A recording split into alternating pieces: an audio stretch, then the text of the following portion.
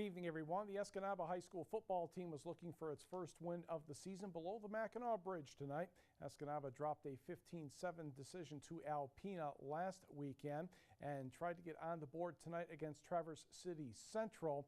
Escanaba scored late in the first half on a pass from Travis Heller to Cameron Beversluis to cut the deficit to 14-7.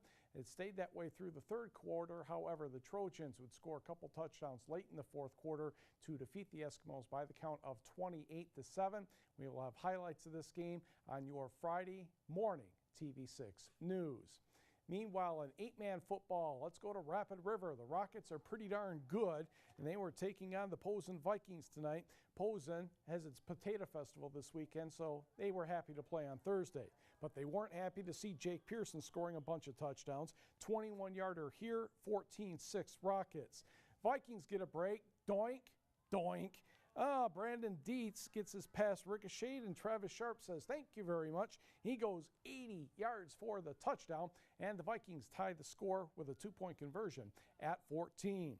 Rapid River would strike back quickly, and Jake Pearson would go back to work. He would dump this one off to Josh Parrott, and just over the defender's reach, 17 yards for the score, 22-14, purple and gold.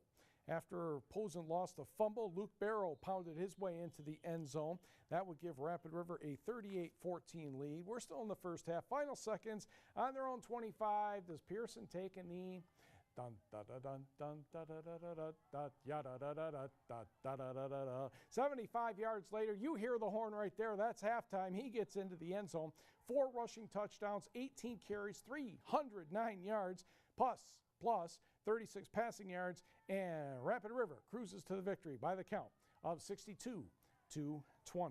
Let's go to high school volleyball. Pick it up with Norway at Westwood. Second set, Norway won the first, and that is a service ace by Hannah Anderson to give the Knights a 5-1 lead.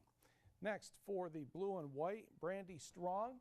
Lexi Negro with the set to Paige Shesky, and she finds the gap near the corner, giving Norway a 7-2 advantage.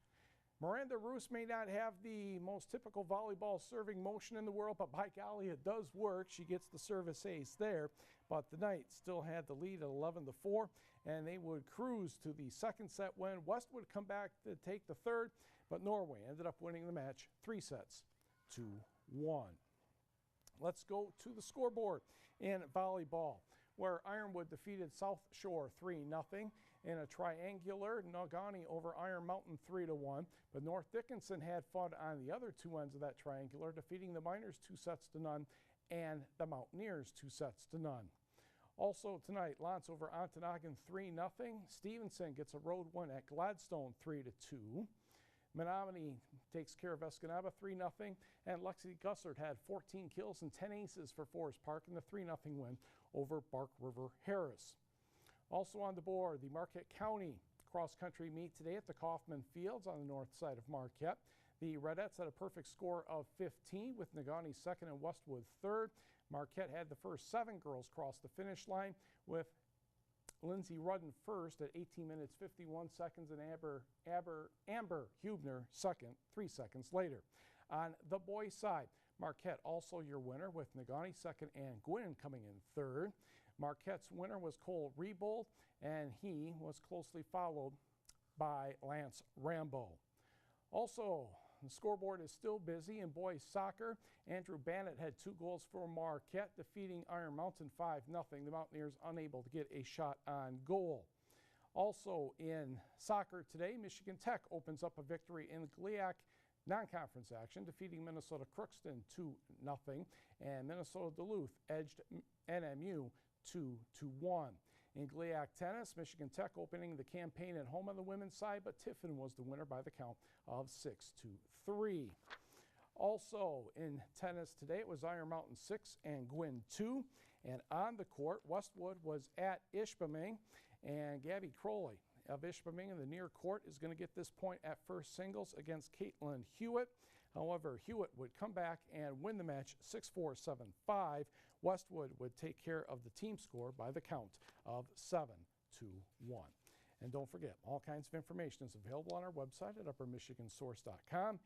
Last year's U.S. Open men's singles champion in tennis, Andy Murray, gone. Yeah. In straight sets today by Stanislav Wawrinka. He will play top-seeded Novak Djokovic next. A couple of big names falling. Federer's out too. Yes. All right. Well, we'll see what happens. Yep. Thanks a lot, Mike.